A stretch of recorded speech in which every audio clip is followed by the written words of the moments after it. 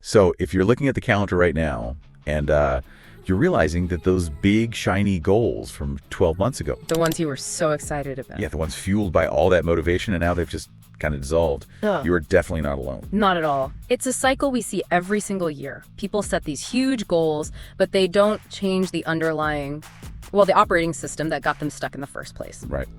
So this time, we're really moving past the motivational fluff. Our main source here, a deep analysis from Rational Raymond, focuses on the actual mechanics of transformation. We did a pretty big deep dive into Raymond's framework of 10 habits. And the mission, I think, is really powerful. These are tested, real habits meant to stop you from just dragging the same old behaviors into the new year. Our mission today is pretty straightforward. We're looking at the simple strategies that shift your identity, not just the outcome. Because motivation fades. It always fades. So this is all about consistency, about compounding effort, and this idea that you transform from the inside out. We've structured it around 3 pillars for you. Protecting your internal state, generating momentum, And establishing boundaries. I really appreciate that focus on identity. Yeah. It just flips the whole script. Yeah. Instead of feeling guilty that a goal failed, you realize, oh, the strategy was flawed. Exactly. The solution isn't more motivation. It's changing your default. So you become the kind of person who just naturally does these things. Okay, let's start at the very core then. Protecting the internal landscape. Raymond argues the day is pretty much won or lost in that first hour. Which brings us right to habit 1, the morning mind reset. I mean, think about what most people do. Oh, I know exactly what they do. You wake up, you roll over, and you grab the phone. Instantly. Yeah. And you just flood your brain with notifications, emails, social media, basically everyone else's problems. You're immediately reactive. It's a massive drain on your energy before you're even fully awake. You basically just outsourced your thinking for the day. But what does a reset actually look like? Is this some 4 a.m. monk routine? Not at all, and that's the beauty of it. It's not about waking up earlier, it's just about being intentional. It's about protecting the first, say, 30 to 60 minutes. Okay. When you check your phone first, you're asking, what should I think about today?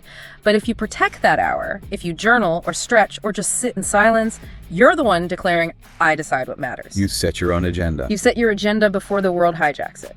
The source mentions a 7-day challenge that I think it's brutal, but so necessary. Leaving the phone in another room overnight. Yes, I've tried it. Fair. And that initial anxiety, that feeling of where is it, it just proves how deep the addiction is. It creates a gap, a physical and a mental one.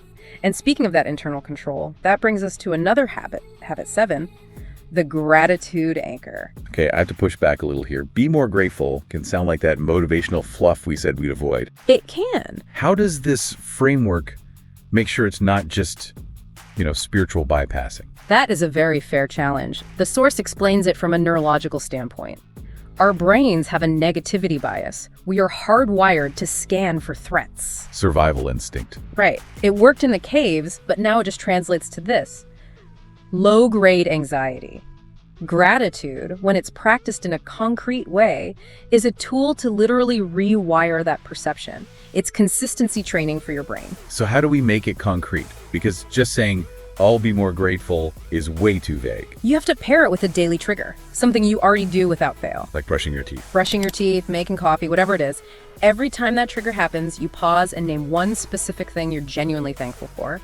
The consistency trains your brain to proactively scan for what's good. Okay, so you're actively building a new mental habit. That makes sense. And that seems to connect perfectly to the biggest idea here, habit 10, the identity shift. This is the linchpin. This is what makes everything else stick. It's the why. It's the why. It explains why goals fail. They rely on motivation. Raymond's argument is you have to stop focusing on what you want to do, like I want to run a marathon. And start focusing on who you want to become. I want to become a consistent, disciplined runner. And the source has that fantastic metaphor for it, right? Yes.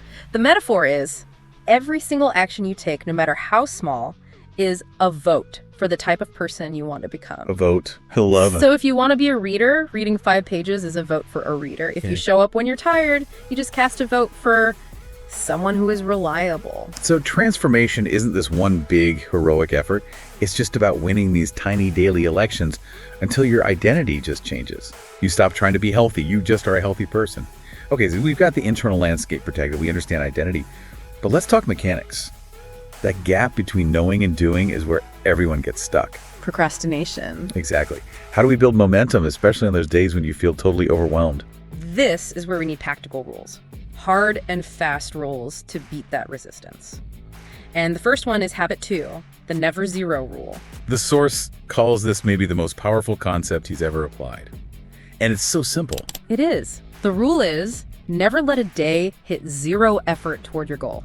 And the reason it works is, it's not about productivity, is it? No, it has nothing to do with productivity. It's about identity preservation.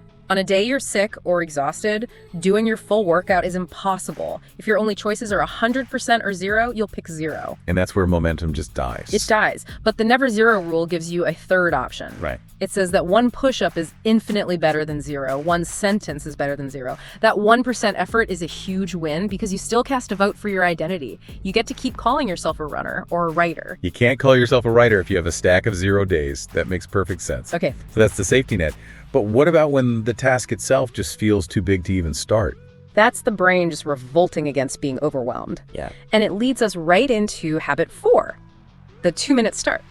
Procrastination isn't laziness. It's often self-preservation. If you tell yourself, I have to write a 10-page report, your brain just says, nope, and shuts down. So the 2-minute rule is like a psychological loop. Exactly. You lower the barrier to entry so much that your brain can't even argue. You just commit to 2 minutes. That's it. 2 minutes of meditating, 2 minutes of writing. 2 minutes. The magic is that starting is the hardest part. Once you get past that 120-second mark, momentum often just carries you forward. And even if you stop at 2 minutes, you still win. You still win because you cast your vote. Right. You kept the never zero rule. Yeah. You're building the identity of someone who shows up. It's a really elegant system. Okay, so we've handled starting. What about prioritizing the big, scary, important stuff? That brings us to habit 8, the hard thing first. This is a huge difference maker. Most people fill their day with busy work, right? Answering easy emails, small tasks, and they save that one most important task, the MIT, for the afternoon, when their willpower is totally shot. And that task, the one you're dreading, it just sits there all morning creating this low-grade stress that poisons everything else you're doing. Totally. So Raymond's advice is simple.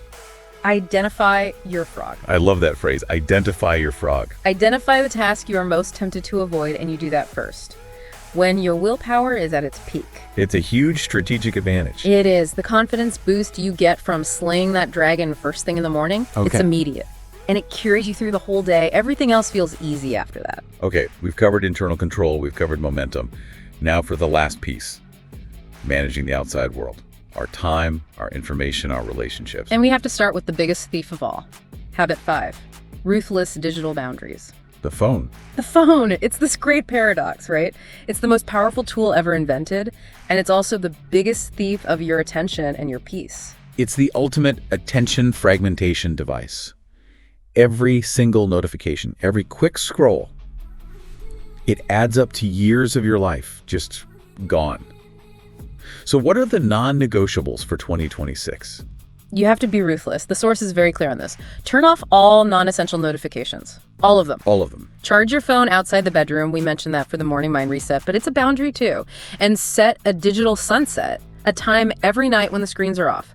Done. And the framing is so important here. This isn't about restriction. No, it's liberation. Right. Every boundary you set is like a deposit into your attention account, which is your most valuable currency. You're deciding your focus is worth more than a random notification. And once you create that space, you need to fill it with something worthwhile. That leads to habit 6, the learning stack. Your ability to make good decisions is directly tied to what you know. You see people like Warren Buffett spending 80% of his day reading. Bill Gates, an hour every morning. But for most people, learning just stops. The day they leave school, it's over. And the idea of reading a book a day is just, it's too much. But the learning stack doesn't require that. It's a small daily habit. It's just 15 to 20 minutes a day. That's it. Maybe reading 5 pages of a book or listening to an educational podcast on your commute. Let's just do the math on that. Okay. 5 pages a day, done consistently. That's over 1,800 pages a year. That's like 18 books. That's more knowledge than most people gain in a decade. Knowledge compounds. It just stacks up. Small inputs lead to huge outputs over time. And if we're talking about compounding, we have to talk about connection. Habit 9, real human connection. We live in this bizarre paradox, don't we? We are more connected globally than ever, and yet We're the loneliest. we're arguably the loneliest. All the research on happiness points to one thing over and over. The quality of your relationships matters more than almost anything else. So just like the learning stack, we need to make small, compounding acts of connection. What do those votes look like? They're deceptively simple. Give one genuine compliment a day. When you're talking to someone, put your phone face down on the table. Oh, that's a big one. It's huge. It shows them they matter. Prioritize presence over popularity. And maybe reach out to one person a week you haven't talked to in a while. It builds real social capital that you just can't get from a like button. Okay, so we have mindset, action, and boundaries. But we need a system to hold it all together, right? So it doesn't all just fall apart. And that's habit 3, the weekly life audit. Yes, if you just go with the flow, life piles up. Tasks, clutter, unfinished thoughts. It creates this mental drag you don't even notice until you're completely burned out. The audit is the pressure release valve. It is. It's decompression and control. So what does that 30-minute audit actually look like in practice? It's a deliberate pause. 30 minutes, Sunday afternoon or Saturday morning. First, you review what worked, what didn't, where did I miss a vote. Okay. Second, you clear. Tidy your physical space, clear your digital desktop, get your inbox to 0. And third, you identify your top 3 priorities for the next 7 days. So the benefit isn't just about being organized. It's gotta be psychological. It's total psychological control. Most people start Monday feeling like they're already behind, catching up from last week. I know that feeling well. The audit flips that script. You're not catching up, you're starting ahead. You are seizing control of the week before it controls you. And that is a massive confidence builder. So let's bring this all together. What does this mean for you listening right now? The core message from Rational Raymond is, it's crystal clear. The transformation you want isn't built on some huge motivational burst. No, it's built on these consistent, small choices. And here's the most important piece of practical advice. Do not try to implement all 10 habits at once. That's a recipe for failure. A guarantee. The source says choose just 2 or 3 that really speak to you. Maybe it's the morning mind reset and the never zero rule. Master those. Get the momentum going. Build the momentum, and then, only when they feel automatic, start to layer in another one. Confidence and control really do grow when these habits stack on top of each other. You see it happen. And transformation. It really does happen in those smallest choices you repeat every single day. And that brings us all the way back to the start, back to the identity shift. This idea that every single action is a vote for the person you are becoming. It means you are constantly building your future self, even when you're distracted. So if you were to actually track your votes for just 1 week, how many minutes voted for a focused, healthy person versus, say, a distracted, reactive person? What kind of person would win the election for your life? That's the quiet work. That is what determines whether you look back on this year and barely recognize who you used to be. Exactly. The solution isn't more motivation. It's changing your default. So you become the kind of person who just naturally does these things.